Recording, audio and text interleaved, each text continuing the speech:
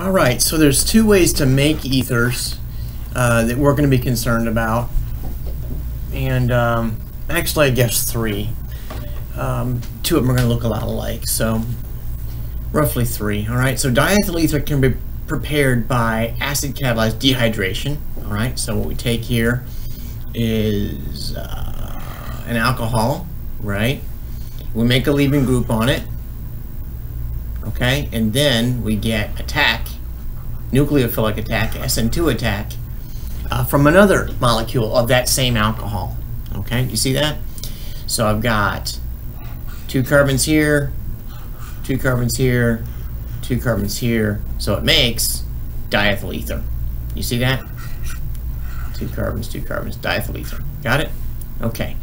So I guess a question for thought is, how is this a dehydration? That's a good question for you. How is it a dehydration? Where are we losing water? Okay. And the next question is, can this method be made or used to make asymmetrical ether? So can you see a symmetrical ether, 2 and 2? Can we use this to make asymmetrical ethers? And the answer really is no. I mean, you can do it, but it's going to make a mess, because you're going to get, if you have methyl, right, and ethanol, you're going to get some MEOME, some MEOET, some, well, ETOET, right? You're going to get all three of them. Agreed? And in what fractions, what percentages, you know? So it's going to be a mess. So what do? This next method is going to look pretty similar to this one, but it's got its own name. The Williamson ether synthesis. This is very cool. The Williamson ether synthesis. The Williamson ether synthesis is a viable approach, beautiful and simple, for making asymmetrical ethers. So first of all, what we do is we take alcohol 1 and we deprotonate it, right? Can you see that? With a really strong base, hydride. Okay? And so that makes the alkoxide salt. This would be sodium alkoxide, right? Now that we've got that, we've got an excellent nucleophile, right? And the nucleophile can come in now to an alkyl halide, a different alkyl halide, right? So this looks, you know, hopefully very familiar. Boom, boom, SN2. Love it. Love it.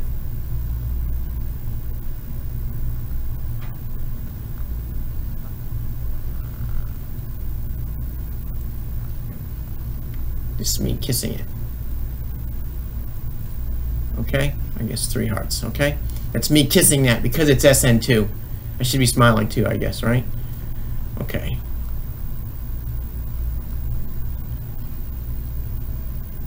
No, I think my eyebrows will be up. Anyways, all right.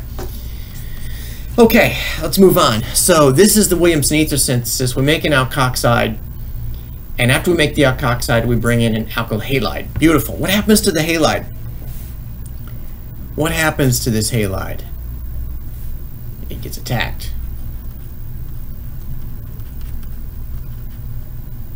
If you're talking about the alkyl halide, it gets attacked. If we're talking about this, that's another question. What about that halide? What happens to that? Okay. All right. So the Williamson ether synthesis. Oops. Yeah, I do need this. Yep. So this all is the same as the previous page. Okay.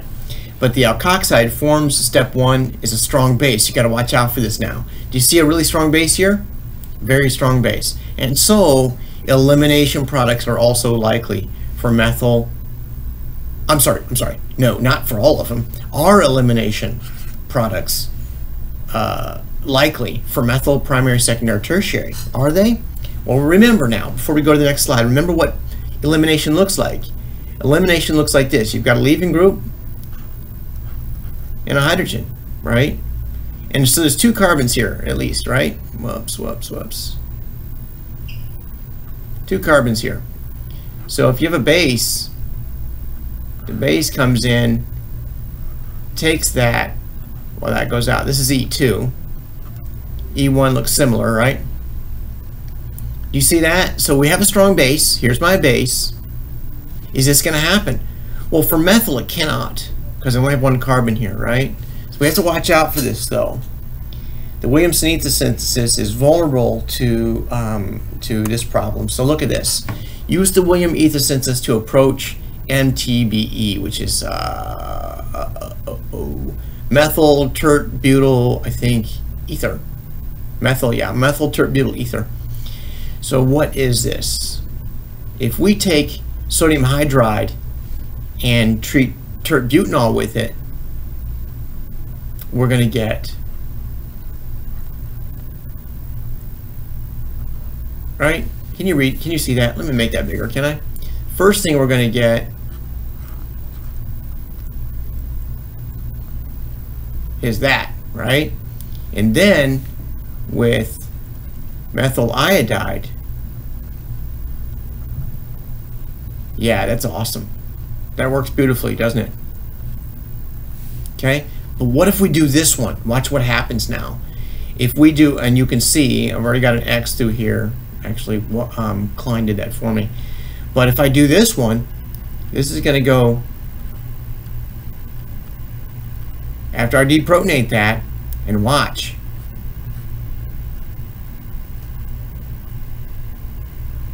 First of all, this is tert butyl. It can't get in there. It can't get in there. It's too crowded.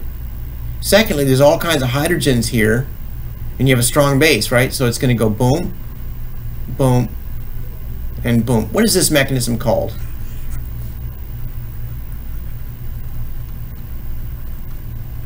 What is this mechanism that I've drawn here? What is the name of that mechanism? Okay. All right, say it out loud.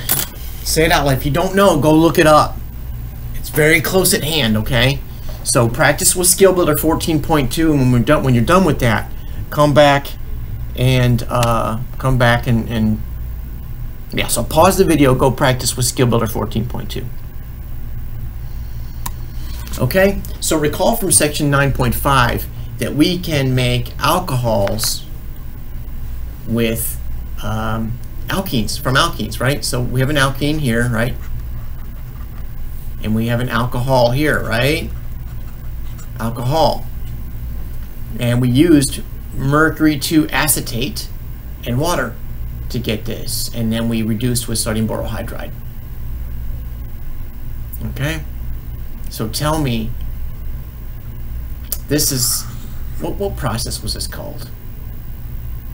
What processes was this called? I'm not gonna wait. I don't have a good tight question for you. Okay, this is called hydration, right? Can you see I added an H2O across here? There's my H2O. Added my H2O over what used to be a double bond right there, right? Okay, so that's called hydration. Now, is this Markovnikov or anti-Markovnikov? That's something for you to go back and look at it. It's in section 9.5 in your book, and you'll learn that better if you go open up your book, go to that section, and convince yourself, is it Markovnikov or anti-Markovnikov? And then the next question, is this syn or anti? Okay, you can tell, I think, by looking at it here, but don't miss this opportunity to go look it up in the book. Okay, now that we remember that reaction, it's interesting to note that we can also do something very similar if we, instead of using water, we use an alcohol. Wow, look at that. An alcohol, you see that? And it's going to be the same process. Okay? Exactly the same process. I think that's all I'm going to do with you right now.